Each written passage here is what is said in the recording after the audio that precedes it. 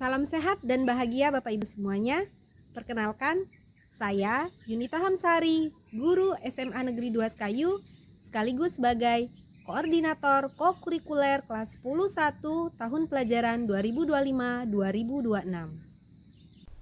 Praktik baik ini mendokumentasikan pelaksanaan kegiatan kokurikuler lintas mata pelajaran di kelas 10-1 SMA Negeri 2 Sekayu yang berfokus pada pemanfaatan limbah minyak jelantah menjadi produk sabun ramah lingkungan dengan mengintegrasikan keanekaragaman hayati lokal yang ada di Kabupaten Musi Banyuasin.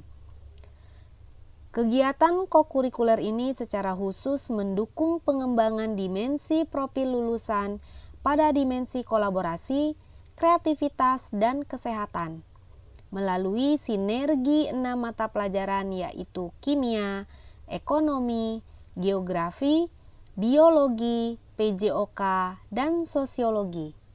Murid tidak hanya mempelajari teori, tetapi juga menerapkan pengetahuan sebagai solusi nyata terhadap isu lingkungan. Di lingkungan rumah murid kelas 10-1, minyak jelantah seringkali dibuang sembarangan ke saluran air atau tanah. Data awal dari hasil wawancara dengan murid-murid di kelas 10-1 menyatakan bahwa rata-rata satu rumah tangga menghasilkan sekitar 1-2 liter minyak jelantah per bulannya. Oleh karena itu, urgensi untuk menciptakan solusi yang holistik dalam mengatasi limbah minyak jelantah dengan memanfaatkan sumber daya lokal dan menerapkan pengetahuan lintas disiplin menjadi landasan dilaksanakannya pembelajaran kokurikuler ini. Berdasarkan situasi yang telah dijelaskan di atas, pembelajaran kokurikuler lintas mata pelajaran ini memiliki beberapa tantangan, antara lain mengintegrasikan materi pelajaran. Integrasi materi pelajaran menjadi tantangan dalam kokurikuler ini, yaitu memastikan bahwa 6 mata pelajaran dapat terintegrasi secara bermakna dan bukan hanya sekedar pelengkap. Guru kimia harus fokus pada proses kimia pembuatan sabun dan stoikiometri, guru biologi pada keanekaragaman hayati lokal sebagai bahan aditif, guru ekonomi pada analisis ekonomi, guru geografi pada sumber limbah dan pemetaan pasar, guru sosiologi pada edukasi dan penerimaan sosial, dan guru PJOK fokus pada keselamatan kerja dan kesehatan. Tantangan kedua adalah perbedaan kualitas minyak jelantah. Minyak jelantah yang dikumpulkan berasal dari berbagai sumber, menghasilkan variasi kualitas minyak. Dari ciri fisik minyak yang dikumpulkan, ada yang masih jernih, keruh, dan ada juga yang sudah menghitam warnanya. Yang ketiga, mendorong kreativitas dan inovasi produk. Tantangan ini tidak hanya membuat sabun, tetapi sabun ramah lingkungan yang memanfaatkan keanekaragaman hayati lokal, menuntut kreativitas dalam mencari dan menguji bahan alami yang dapat digunakan dalam pembuatan sabun. Selain itu, strategi pemasaran produk sabun juga memerlukan kreativitas dari murid. Dari situasi dan tantangan tersebut, sebagai koordinator kokurikuler, saya melakukan aksi sebagai berikut. Yang pertama, menyusun perencanaan pembelajaran kokurikuler. Perencanaan pembelajaran yang disusun sesuai dengan kerangka pembelajaran mendalam yang memuat prinsip dan pengalaman belajar pembelajaran mendalam.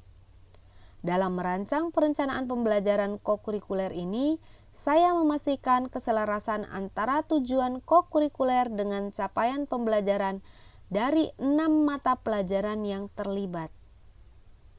Yang kedua, mengkoordinir tim guru lintas mata pelajaran.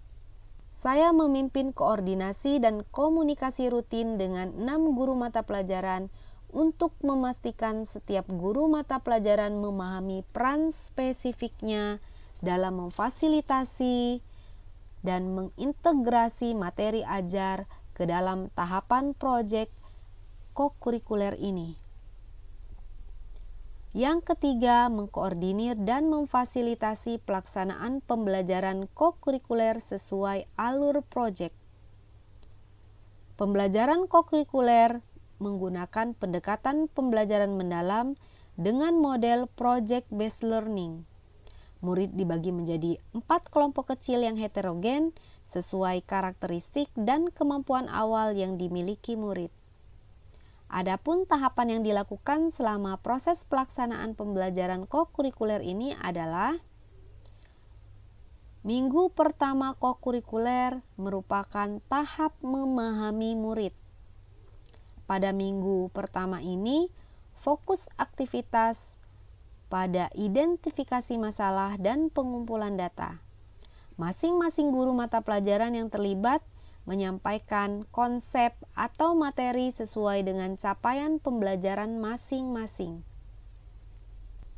Minggu kedua kokurikuler merupakan tahap mengaplikasi.